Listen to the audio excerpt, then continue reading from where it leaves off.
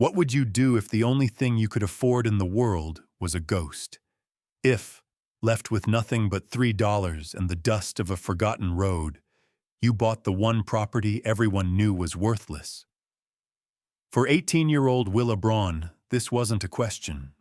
In the damp Oregon autumn of 1888, she traded every cent she had for the deed to an abandoned stagecoach station, a collapsing ruin swallowed by the Cascade forests. But the truth waiting inside those rotting walls was more valuable than any timber claim or gold mine, a secret buried for years that would rewrite the history of the valley and give a voice back to the silenced. This is a story about the quiet power of refusal. The refusal to be forgotten, the refusal to let a good thing die, and the refusal to believe something is worthless just because the world has told you so. Settle in and let us know in the comments where you're watching from, as we journey back to a forgotten corner of the frontier, where a young woman's grief would unearth a generation's hope. The air in Farewell, Oregon, tasted of sawdust and endings. Willa Braun stood on the splintered boardwalk, her hands clenched inside the pockets of a threadbare coat, and watched the Miller family's wagon shrink against the vast, indifferent horizon. It didn't kick up much dust. The roads were already damp with the coming rains. A finality settled in her bones, cold and heavy as riverstone. They hadn't been cruel, the Millers. They had taken her in 6 years ago, after the fever took the last of her known kin. They had given her a cot, chores, and a thin, consistent silence. But they were heading east, back to a place they called home, and there was no room in the wagon or their plans for a girl who was not quite daughter and no longer child. Mrs. Miller had pressed 3 worn dollar coins into her palm that morning. "You're a sensible girl, Willa," she'd said, her eyes fixed on a loose thread on her husband's coat. "You'll make your way." It wasn't a blessing. It was a release. Now, at 18, Willa was adrift. She was a ghost in a town that had only ever seen her as a shadow in someone else's house. She had no family name that mattered, no inheritance waiting, no one to ask after her. She owned the clothes on her back, a small canvas satchel with a spare shirt and a block of soap, and the $3 in her hand. A memory, sharp and sudden as a splinter, surfaced. Her own mother, a woman she recalled only in fleeting images of firelight and the scent of baked bread, humming a tune Willa could never quite catch. Her father was even less, a shape in a doorway, the feel of a rough wool coat. They were gone. The Millers were gone. She was all that was left of herself. The weight of that aloneness was a physical thing, pressing on her shoulders, making it hard to draw a full breath. She could try to find work as a laundress, a mender, a scullery maid. She could become another worn-out woman in a town full of them, her hands raw and her future shrinking with every passing year. Or she could do something else. The thought was a flicker, a tiny spark in the vast grayness of her prospects. She turned away from the empty road and walked toward the one place in town that dealt in futures, however small, the Territorial Land Office. The bell above the door gave a weak, tinny jingle, announcing an arrival no one had been expecting. The air inside was stale with the smell of old paper, ink, and cigar smoke. A pot-bellied clerk with a sweat-sheened brow, Mr. Finch, glanced up from his ledger, his expression one of bored irritation. "What is it, girl?" he asked, his pen not pausing its scratchy journey across the page. Willa's throat was dry. She placed her $3 on the polished wood of the counter. They looked impossibly small, an offering to a god who wasn't listening. "I want to buy land," she said. Her voice was quiet, but it didn't tremble. Behind her, A low chuckle rumbled through the room. She didn't have to turn to know who it was. Silas Croft, a man who seemed to be made of lard and ambition, was leaning against the far wall, a thick cigarillo clamped in his teeth.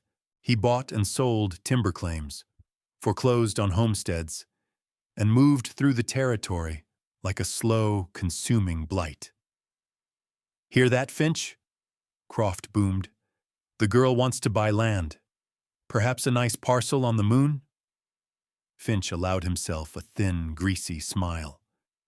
"We don't trade in charity here," he said to Willa, his eyes flicking from her worn boots to her patched coat. "What you have there might buy you a meal, not a future." Willa's gaze didn't waver. "Is there anything at all? A forgotten claim? Something reverted?" Finch sighed, enjoying the theater of it. He ran a thick finger down a list of abandoned and tax-defaulted properties. "There's nothing here for you," he began, but then he stopped. A slow, cruel grin spread across his face. "Well now, there is one thing." He tapped the page. "The old Hollow Creek relay station, on the abandoned government route. 20 acres of poison oak and rock, and a building that's more hole than roof. Been on the books for a decade. No one wants it. The deed's worthless." He looked at Croft, then back at her. "But the paperwork costs $3 to file." It was a joke, a piece of sport for a slow afternoon. They were mocking her poverty, her audacity. She could feel the heat rising in her cheeks, a flush of shame and anger. She could snatch her money back, turn and run. But where would she run to? Another town, another street, another door closed in her face? She looked at the smirking faces of the two men, and a cold, hard stubbornness took root in her heart. They saw a worthless girl buying a worthless deed. She saw a roof. Maybe. "I'll take it," she said. The words hung in the still air. Croft let out a full-throated laugh. "By God, she'll take it!" Finch shook his head, still smiling, as he began to fill out the paperwork. He took her $3. He slid the deed across the counter. It was just a piece of paper, but it felt heavy in her hand, the heaviest thing she had ever owned. She folded it carefully and put it in her satchel, turned without a word, and walked out, the sound of their laughter following her into the street. She had a place. It was a ruin, a joke, a ghost of a building on a dead road. But it was hers. Is this the act of a desperate fool, or the first step toward an unimaginable discovery? What secret could a place so thoroughly forgotten possibly hold? Let us know what you think she'll find in the comments below, and be sure to subscribe for more stories of hidden history. Now, with the deed in her pocket and the town's scorn at her back, Willa had to get there. Willa's first stop was the livery, a sprawling barn that smelled richly of hay, horse, and leather. Here, at least, she did not feel like a ghost. Elias Thorne, the liveryman, was a gnarled old fellow with kind eyes and a face as cracked and weathered as old harness. He had known her father, back when her father was a logger with strong arms and a ready laugh, before the accident that had stolen him and the sickness that had taken her mother. Elias never looked at her with pity, only a quiet, steady recognition. He was brushing down a handsome bay when she entered. He paused, leaning the brush against the stall. "Willa," he said. It was a greeting and a question in one. In the last stall, a sway-backed old mare with a coat the color of road dust nickered softly. Dust. She was the miller's oldest horse, deemed not worth the feed to haul her east. They had left her with Elias to sell for glue, if he could. Willa's heart ached to look at her. "They left her," Willa said, her voice low. "I know," Elias replied. He looked from Willa's determined face to the mare's tired one. "What's your plan, child?" She pulled the deed from her satchel and let him read it. He pursed his lips, his gaze thoughtful.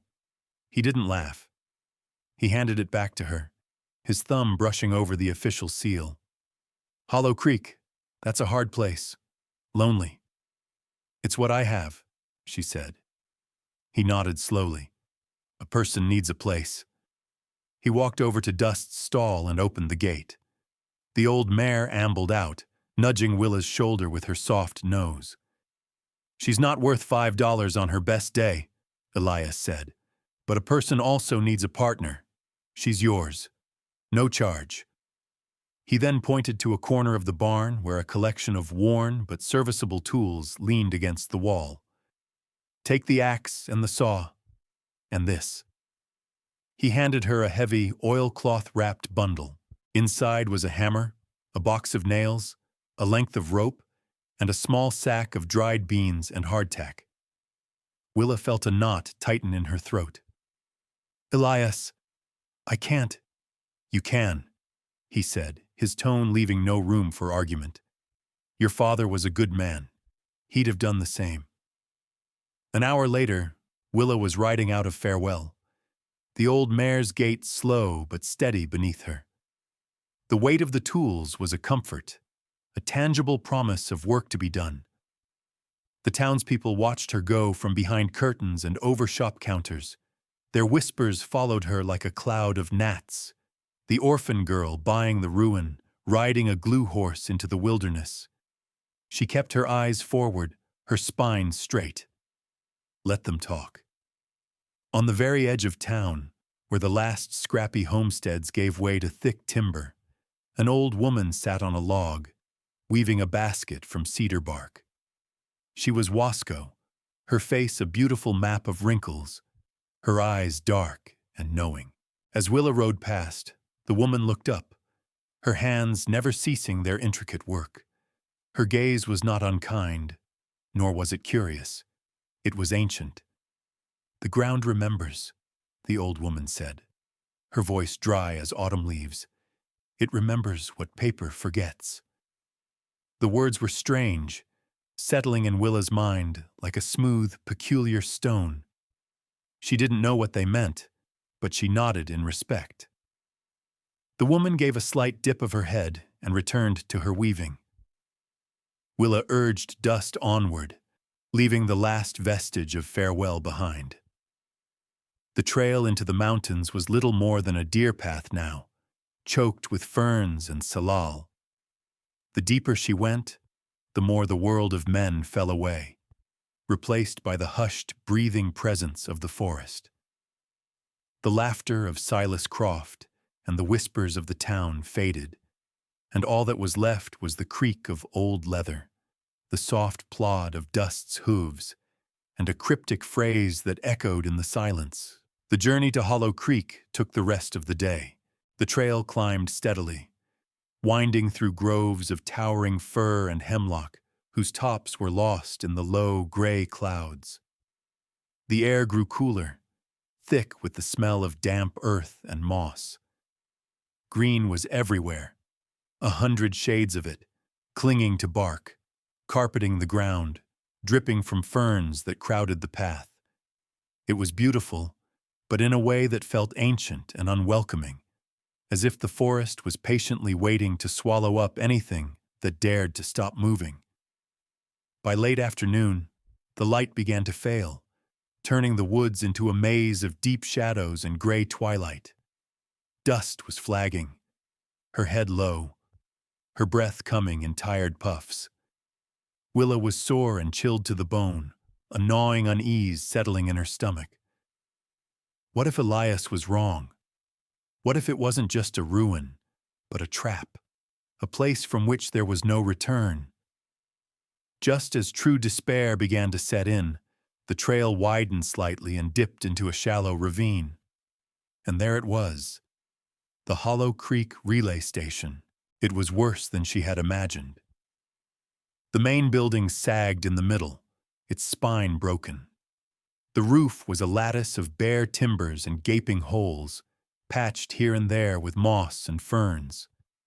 The windows were vacant eyes, their glass long gone. A porch ran the length of the front, but half of it had collapsed into a tangle of splintered, rotting wood. The stables nearby were even worse, a mere skeleton of a building slowly returning to the earth. The only sound was the steady drip, drip, drip of water from the eaves and the sigh of the wind through the pines. Nature had not just reclaimed this place, it had devoured it. A wave of profound disappointment washed over Willa, so sharp it felt like a physical blow. The clerk's laughter echoed in her ears. This wasn't a home. It was a grave. She slid off Dust's back, her legs stiff and shaky. The old mare let out a long, weary sigh, as if sharing her rider's despair. For a long moment, Willa just stood there, taking in the scale of the dereliction. This was her $3. This was her future. A pile of wet, rotting wood in the middle of nowhere. Tears pricked her eyes, hot and shameful. She would not cry. Crying was a luxury she had never been able to afford. Instead, she took the axe from her saddle. There was a small, semi-intact overhang near what might have been the main door. With grim determination, she spent the last of the daylight clearing the debris from underneath it and hacking away the wettest, most rotten boards. She tethered Dust nearby, giving her the last of the oats the millers had left her. As darkness fell, complete and suffocating, Willa huddled under the meager shelter, her coat pulled tight, the sack of beans for a pillow. The cold seeped up from the ground, and the forest came alive with the rustles and snaps of unseen things.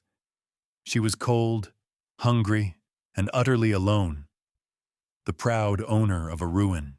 She had never felt so foolish or so lost. But as she drifted into an exhausted sleep, a single thought persisted. It was hers, and tomorrow the work would begin. What could one girl with an axe possibly do to fight back such decay? The first day was a battle of inches. Willa woke stiff and cold to a world shrouded in mist. The station looked even more hopeless in the flat, gray light of dawn, but the despair of the previous night had cooled into a hard, quiet resolve.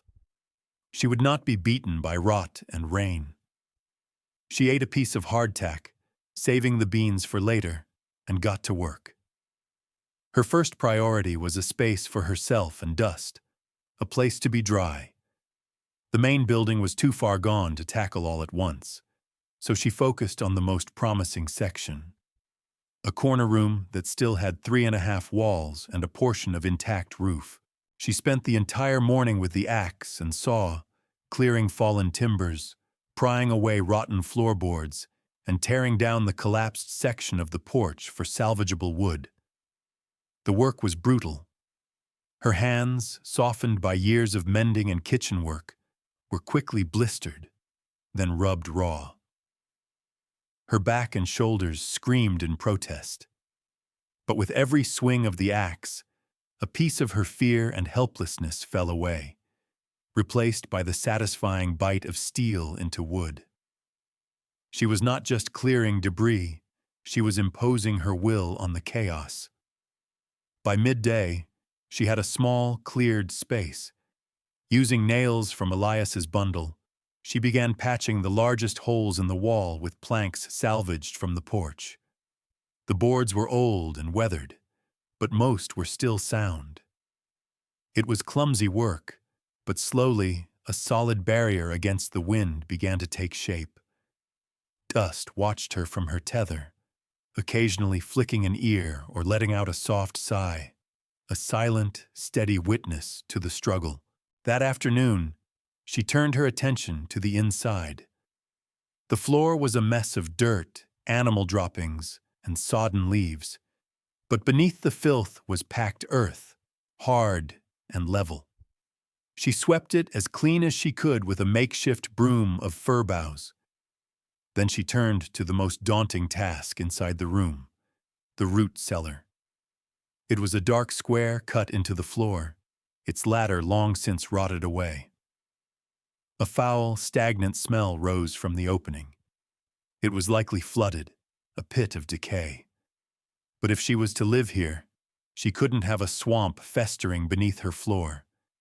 She needed to clean it out.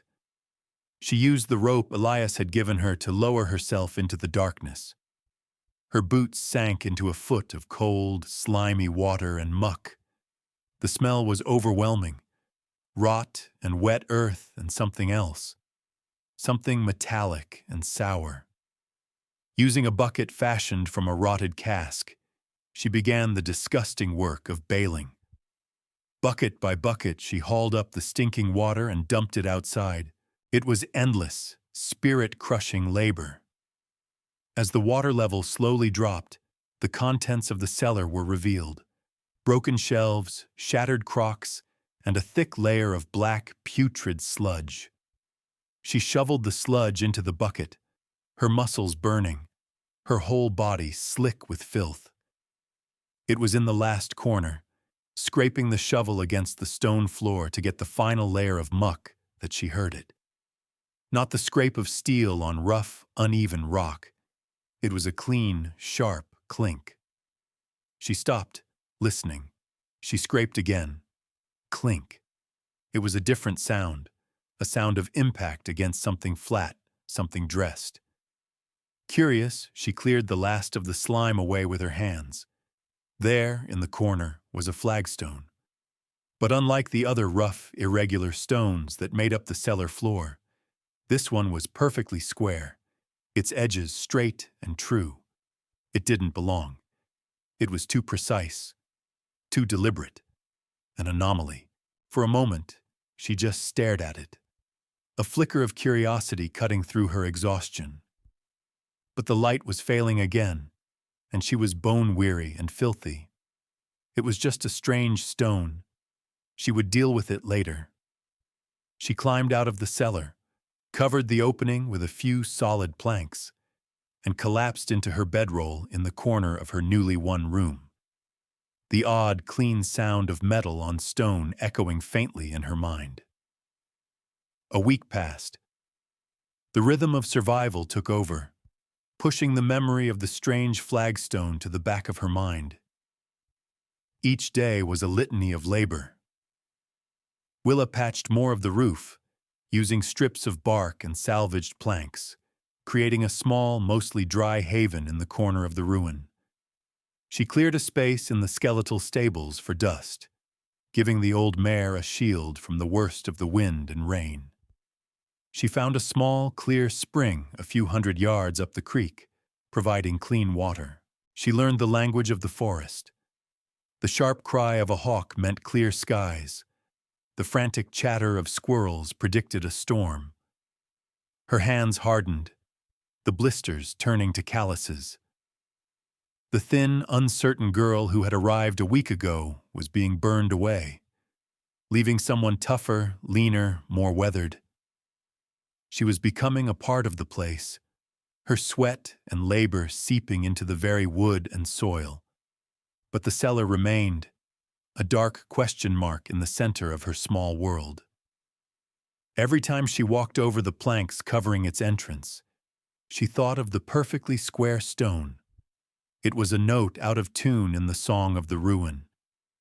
Everything else was chaos, decay, the slow, indifferent work of nature. That stone was the opposite. It was order. It was intention. On the 8th day, a steady, miserable drizzle set in, making outside work impossible. She was confined to her small, dry corner, the sound of the rain a constant drumming on the patched roof. The silence and the confinement brought the cellar back to the forefront of her thoughts. She had Elias's tools. She had time. There were no more excuses. Taking a deep breath, she pulled the planks away from the opening. The damp, earthy smell rose to meet her. The water had not returned. Her bailing had held. She lowered herself down the rope, a lantern in one hand, Elias's pry bar in the other. The lantern cast dancing shadows on the stone walls. She made her way to the corner and knelt, the light glinting off the damp surface of the square flagstone. It was about 2 feet by 2 feet, its surface smoother than the surrounding rock.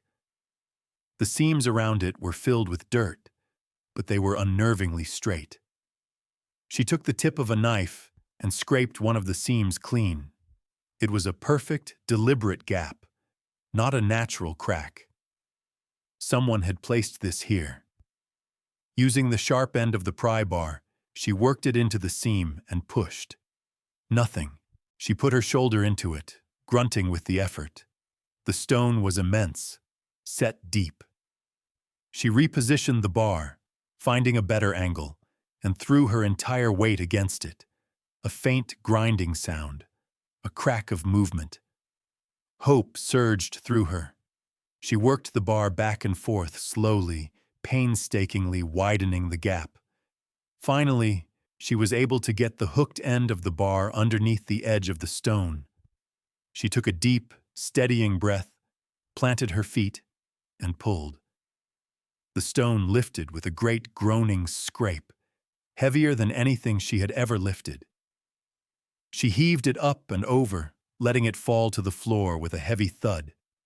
She leaned against the wall, panting, her heart hammering. She held the lantern over the hole.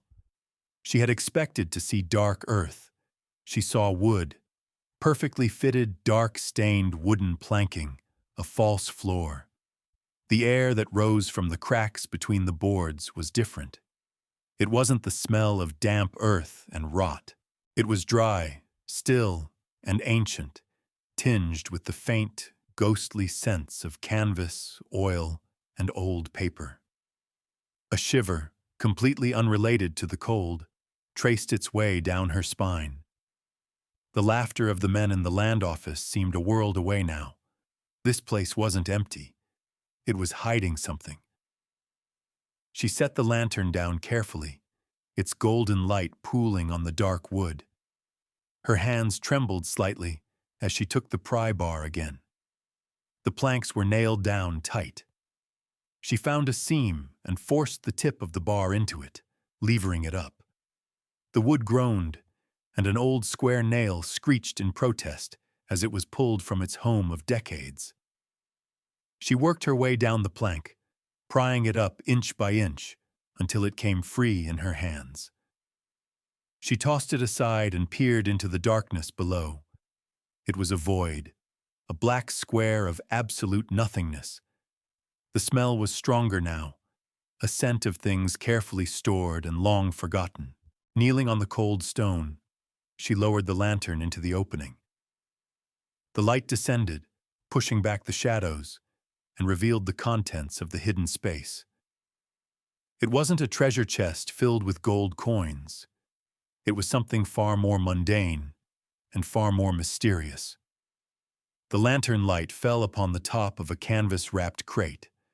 Next to it was another and another, and beside them, slumped like sleeping bodies, were several large, stiff sacks made of heavy leather, old U.S. mail sacks. Her breath caught in her throat. This was not a settler's private cache. This was official. This was government property. A deep, instinctual caution washed over her. Whatever this was, it was dangerous.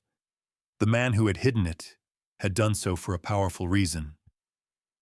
But the curiosity, the need to know, was stronger than the fear. One by one, with trembling muscles, she began the arduous process of hauling the contents up into the cellar. The crates were heavy, bound with iron straps. The mail sacks were stiff and awkward. It took her nearly an hour to get everything out of the hole and onto the main cellar floor. She stood there for a moment, breathing heavily, surrounded by the ghosts of a long-dead enterprise. She decided to start with the mail. She chose the smallest sack, its leather cracked and faded. The drawstring was cinched tight and sealed with a brittle wax stamp that crumbled to dust at her touch. She opened it and reached inside. Her hand closed around a thick bundle of letters, tied with twine. She pulled them out into the lantern light. They were addressed to people all over the territory, in Jacksonville, in the Dalles, in Brownsville. The postmarks were from 1875, 13 years ago. This was mail that had never been delivered. She opened another sack. More letters, more parcels, all of them years old. Why? Why would a station master hide the mail? Then she moved to the crates. Using the pry bar, she broke the rusted iron straps on the first one. The lid creaked open. Inside, nestled in oilcloth, were two squat, heavy strongboxes, U.S. Army issue. She didn't need to open them to guess what was inside. Payroll, a fortune, stolen and hidden away. But it was the last crate that held the true secret. It wasn't as heavy. Inside, there were no strongboxes. There was only a thick, leather-bound ledger and one final bulging mail sack. She set the ledger aside and opened the sack. The contents were different. Not letters, but thick, folded vellum documents, each tied with a faded ribbon and bearing an official-looking seal. She unrolled one. At the top, in ornate script, it read, United States General Land Office. It was a land patent, a deed from the government, granting 160 acres to a homesteader who had proven their claim. She unrolled another and another. There were dozens of them, patents for land that had been earned, signed, sealed, and then vanished. A cold realization washed over her. This wasn't just theft, this was a conspiracy.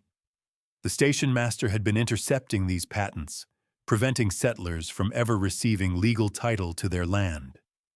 Land that, without a patent, could be challenged, seized, and resold.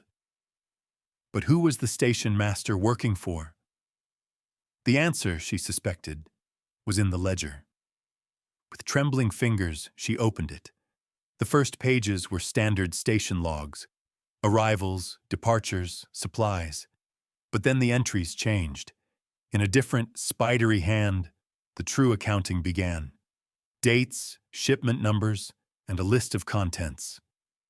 2 Army strongboxes, contents estimated $4,000. 1 sack, GLO patents, 42 total. 1 sack, private correspondence. It was all there. A meticulous record of his crimes. As she turned the pages, her eyes scanned the list of names on the stolen patents. And then she saw it. A name that made the world stop. A name that belonged to her. Patent, 160 acres, Willamette Valley Tract 7B. Issued to Ilara Braun. Her mother. The storm came without warning. A sudden, violent onslaught of wind and rain that turned the forest into a roaring, thrashing chaos. It swept down from the Cascade Peaks, tearing at the trees, hammering the patched roof of the station with a fury that felt personal. Willa had managed to drag the last of the crates and mail sacks up from the cellar just as the first gusts of wind began to scream through the valley. Now, huddled by the small fire she'd built in the stone hearth, the world outside was a nightmare of sound and fury. The ledger lay open on her lap, her mother's name staring up at her from the page. Ilara Braun. It wasn't just a story about strangers anymore. It was her story. Her family had been one of the cheated. They had earned a piece of land, a home, a future, and it had been stolen from them, buried in a cellar by a nameless thief. Was this why they had been so poor? Was this why her father had taken the dangerous logging job that killed him? Every hardship of her life suddenly felt connected to this single, yellowed piece of paper in a hidden mail sack. The wind howled, rattling the salvaged planks she'd nailed over the windows. Dust, safe in her reinforced stall, stamped her feet nervously. Willa felt a deep, primal fear, but beneath it, something else was taking root. A cold, hard anger. They had not just stolen land. They had stolen a life from her. They had stolen her past and tried to erase her future. She would not let them. It was in the deepest part of the night, when the storm was at its zenith, that she heard it. A sound that was not the wind or the rain. A shout, faint, desperate, almost swallowed by the gale. She froze, listening. It came again, closer this time. "Hello, is anyone there?" She grabbed her lantern and, pulling on her wet coat, unbarred the door. The wind tore it from her grasp, slamming it back against the wall. A wall of rain and flying leaves met her. Out in the maelstrom, a light bobbed weakly. A man was staggering toward the station, half carrying a small child, while a woman struggled behind him. "Please!" the man yelled over the roar. "Our wagon! The axle broke! We saw your light!" Willa didn't hesitate. She waved them in, fighting to hold the lantern steady. "Hurry! Inside!" They stumbled into the room, soaked to the skin, their faces pale with exhaustion and fear. The man was of middling years, the woman his wife, and their daughter no older than 8.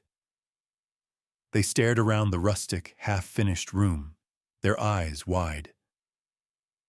"We thought this place was abandoned," the woman whispered, shivering. "It was," Willa said simply, pushing the door shut and barring it against the storm. "There's a fire. Get warm."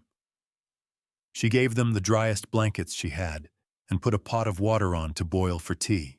As the family huddled by the hearth, their shivering slowly subsiding, the man introduced himself. "I'm Henry Gable. This is my wife, Mary, and our daughter, Sarah." He looked at Willa with immense gratitude. "You saved us. We were heading for the coast, trying to beat the winter." His eyes fell on the objects stacked against the far wall. The mail sacks, the ledger. "What is all this?" he asked. His curiosity piqued. Willa looked from the warmth of the small, rescued family to the cold, hard evidence of the crime. She had a choice. She could keep this secret to herself, find her mother's land, and disappear. Or she could trust this stranger. She looked at Mr. Gable's honest, tired face and made her decision. "Mr. Gable," she began, her voice steady, "what was your line of work before you started for the coast?" He blinked, surprised by the question. "I was a clerk," he said, "for a surveyor's office in the Eastern Territory." Willa's heart gave a leap.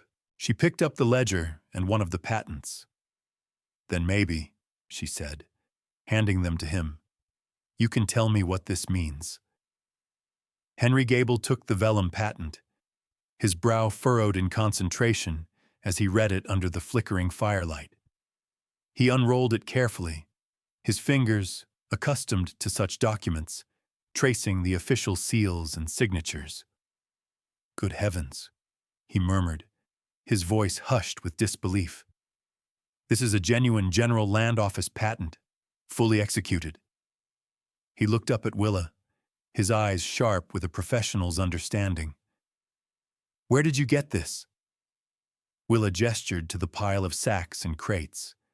"They were hidden, in the root cellar. There are dozens of them. And this." She handed him the station master's ledger. For the next hour, as the storm raged outside, Henry Gable sat hunched over the book, turning page after page, his expression growing grimmer with each entry. Mary and Sarah fell asleep, huddled together under the blankets. The only sounds were the crackle of the fire, the howl of the wind, and the rustle of old paper. Finally, Gable closed the ledger and looked at Willa, his face pale. This is, this is a crime of astounding scale, he said, his voice low and full of awe. This station master wasn't just a thief. He was a gatekeeper. He was intercepting these patents before they could be delivered and officially recorded at the county level. He explained it in plain, simple terms. Without the patent in hand, a settler had no final proof of ownership. Their claim, while filed, remained in a legal limbo. A speculator, working with the station master, could then challenge the claim, declare it abandoned, or bury it in legal paperwork until the original family gave up and moved on. The speculator could then acquire the land for a fraction of its worth. This ledger, Gable said, tapping the cover, is the key. It's a record of the conspiracy, and these mail sacks are the evidence, undelivered, sealed proof of the fraud. He looked at Willa, a new respect in his eyes. This isn't just about one parcel of land. This could restore property to dozens of families. It could unravel years of theft. He paused, then pointed to the name on the patent he still held. Ilara Braun. Is she kin? She was my mother, Willa said quietly. A profound silence settled between them. Henry Gable slowly nodded, the full weight of the discovery finally settling upon him. This young woman hadn't just stumbled upon a historical curiosity. She had unearthed her own stolen birthright. Then you have to take this to Salem, he said, his voice firm with conviction. To the Surveyor General's office. This goes above the local land agents. This needs to be seen by the highest authority in the territory. The fear Willa had felt was replaced by a powerful sense of purpose. She had a path. The storm had brought her not just a trial, but a guide. When the storm broke 3 days later, the world was washed clean. The Gable family, their gratitude immense, helped Willa prepare for the journey. Henry helped her wrap the ledger and the patents in oilcloth to protect them. They left their broken wagon, promising to send for it later, and traveled with her, offering the safety of their numbers. The journey to Salem was long, but Willa no longer felt alone. Arriving in the territorial capital was like stepping into another world. It was a city of brick buildings, bustling streets, and men in dark suits who walked with an air of importance. Willa, in her worn coat and scuffed boots, felt small and out of place. But the memory of her mother's name on that patent was a steel rod in her spine. Guided by Gable, she found the Surveyor General's office, a grand building with tall columns and wide stone steps. Her heart hammered against her ribs as she walked inside. The main room was filled with clerks at high desks, the air humming with quiet industry. A young man with spectacles and a serious expression looked up as they approached. "May I help you?" he asked. He was polite, his tone professional, a world away from the sneering Mr. Finch in Farewell.